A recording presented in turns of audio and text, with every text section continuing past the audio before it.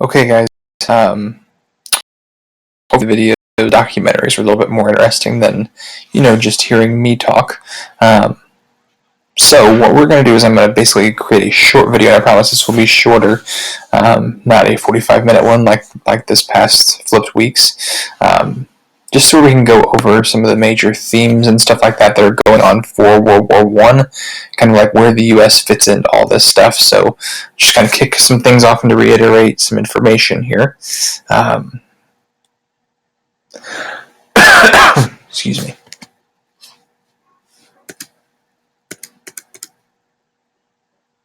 It's taking forever. Sorry. Now it's going too much. Sorry. All right, now. The biggest thing to kind of understand here, right, and this cartoon really does a very good job of illustrating this situation. The common story that I always use for World War I is the story of the bandana gang. So, basically, if you can't imagine this, that there's a group, which would never happen in White Lake Community High School, a group that is standing outside of the bathrooms, not letting anybody pass. Okay, we call these guys the Bandana Gang, and these were actually real people at one point that it was awesome, and they were being real true rebels by wearing their awesome-looking bandanas. So yeah, they're standing outside the bathroom, and they're blocking anybody from going through there.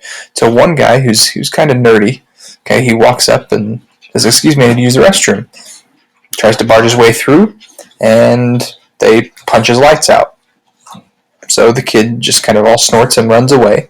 And then he goes and finds one of his buddies who's actually a member of the football team. Okay?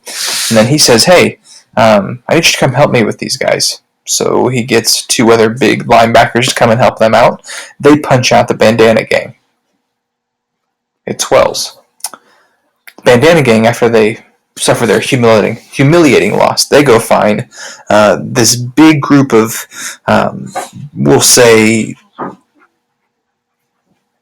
big gang-looking people. They bring them in, and then they start fighting with the football team.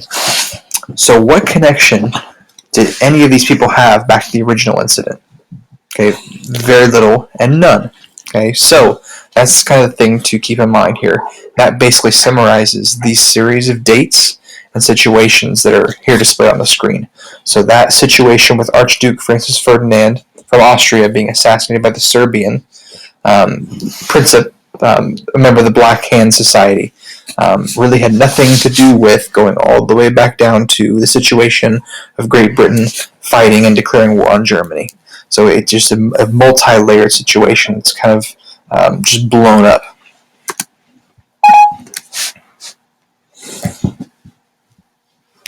Okay, so what we're going to do is I'm going to show you guys, and hopefully you're piecing together this stuff. These are the main things to kind of understand of what leads to the causing of World War I and how U.S. eventually gets involved and things of that nature. So, without really explaining these, and we'll dive into them more as we kind of walk through some of the class activities here the next, week after this week, to kind of understand the breakdown of all the things that are going on. The essential question here, okay, what were the effects of the Great War on the United States, foreign and domestic? And really kind of piecing together, understanding, and assessing the influence of what was happening inside of America and their decision to declare war on Germany in 1917.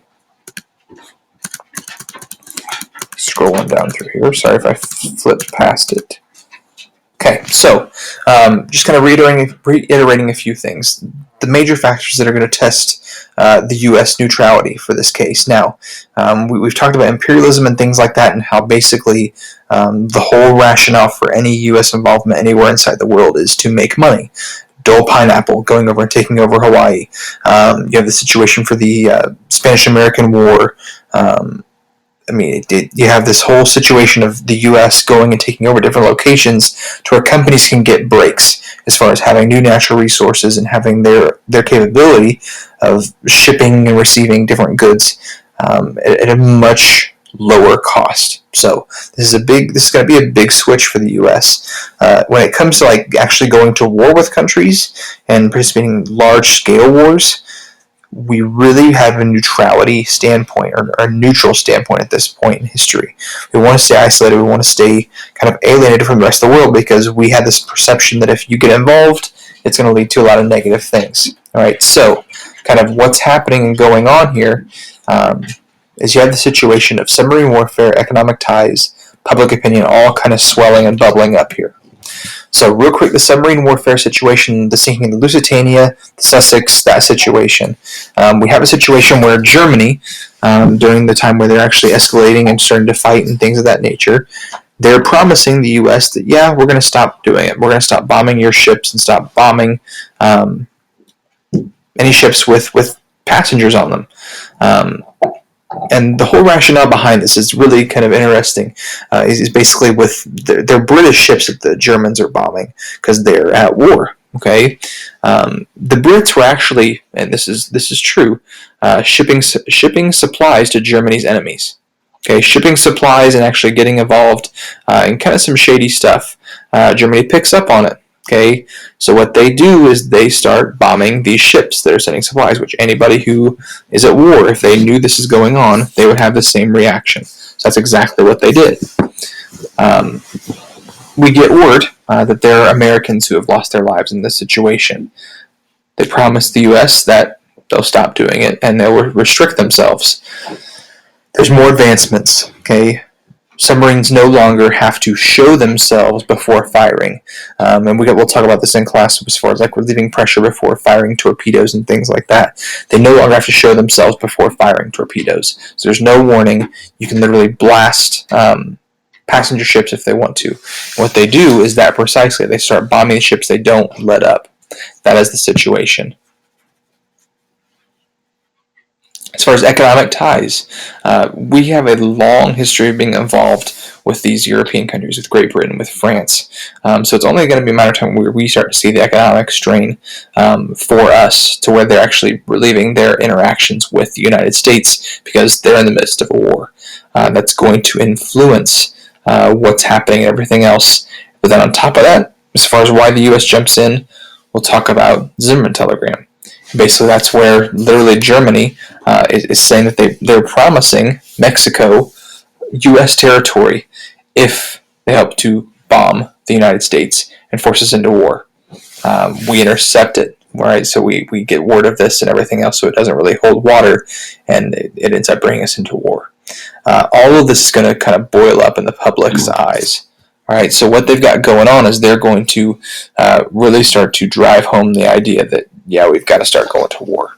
Okay, so long story short, just kind of abbreviating a few things and things that you should have seen in the video.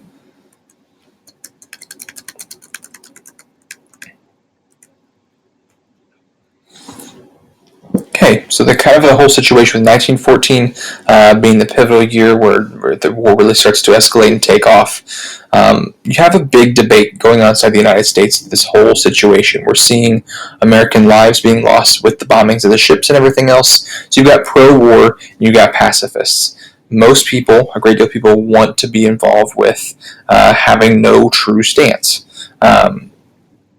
But it's not going to last very long. And kind of skipping down and through here, look at the election in 1916 after the situation in 1912 with the whole Teddy Roosevelt-Taft situation, transferring of power.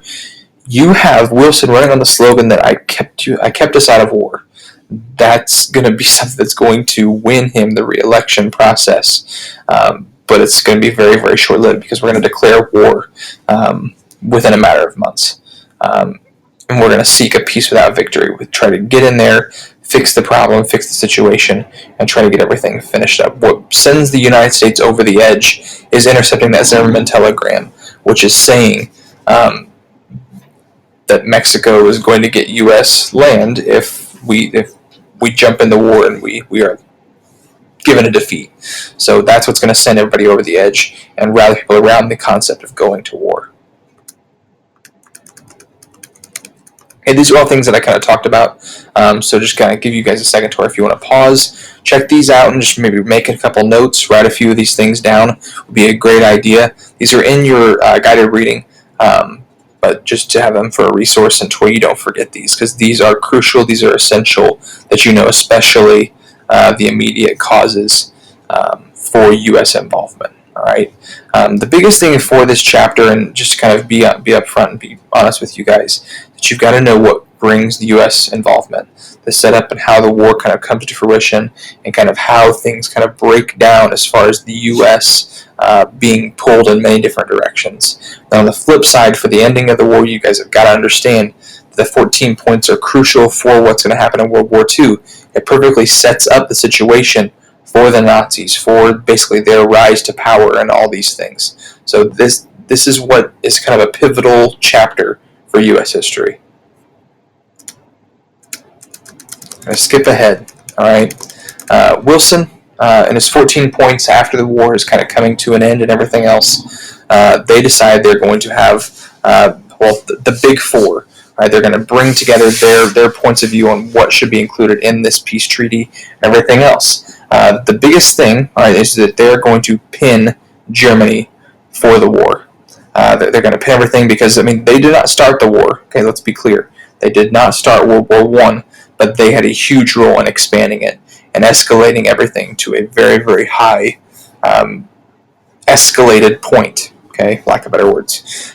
So Wilson has these points of view. These are the things that he wants to see done and that he thinks that will create a peace without victory. And basically a peace without victory, what that means is that there's going to be peace, but there's not going to be a clear-cut winner inside the world, because that's going to create animosity, that's going to create a bad situation for the United States and a bad situation for Europe. If there's going to be this animosity among everybody to where they do not want to exist in a world where they cannot have some sort of stake in what the final standings of the war are. So that's something to kind of note. But if you notice right here, okay, and just kind of looking through each and every single one of these, every single component of this is attacking and limiting Germany.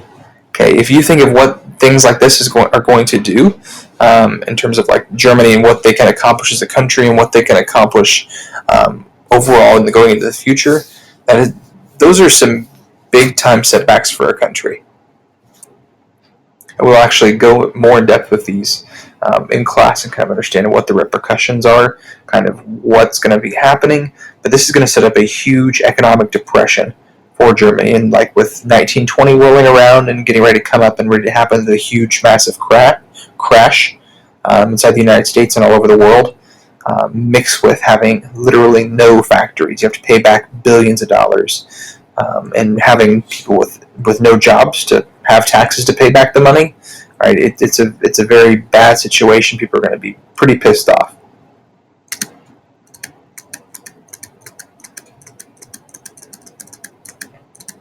Okay, each one of these components, and kind of going on with our flip stuff, these are going to be really kind of our focus areas going into the flip days. We'll actually have some group work and break down the process of demobilization, understand what the labor strikes were and all these things.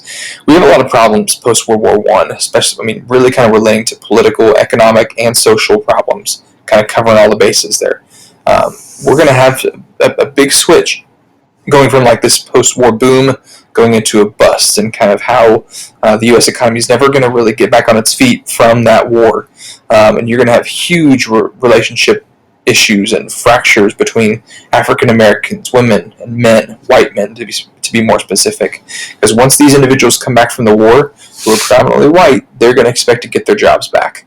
And I mean, rightfully so. I mean, they're veterans who went and fought and everything else, but at the same time, we don't have enough jobs for everyone else. So this creates a huge displacement issue. This creates what will eventually lead to race riots for jobs, for representation, things of that nature. Okay, so you guys read down through here. As far as a legacy for World War I, it's going to create a lot of increased nativism and a lot of increased xenophobia, kind of relating back to the Red Scare and things like that. The fear of communism, the fear that maybe there's another ideology out there that conflicts with us, and kind of how they run things are fundamentally against the United States. At the same time, increased nativism. We had just won World War I, right? So T-shirts where you see, and they are funny. I like them. T-shirts like back-to-back World War champs and things like that.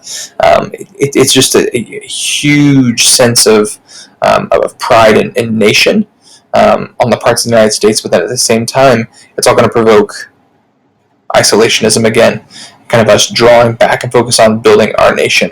There's going to be some other things happening post World War I that will all kind of come back and really kind of reiterate some of these things. But you really are going to have a big drawback in terms of like wanting more immigration and more economic growth and things like that. So that's very noteworthy. Right here to economic. A temporary government controls of industry and cooperation of labor and business, brief recession, followed by a period of unprecedented growth.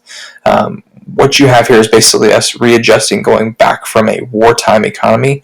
All of our factories of like consumer goods and things of that nature are basically having to go back to basic consumer goods. That's going to be a halt in the economy, a big shock to the system. It's going to cause some economic problems, and we'll talk more about that in class for the demobilization group work.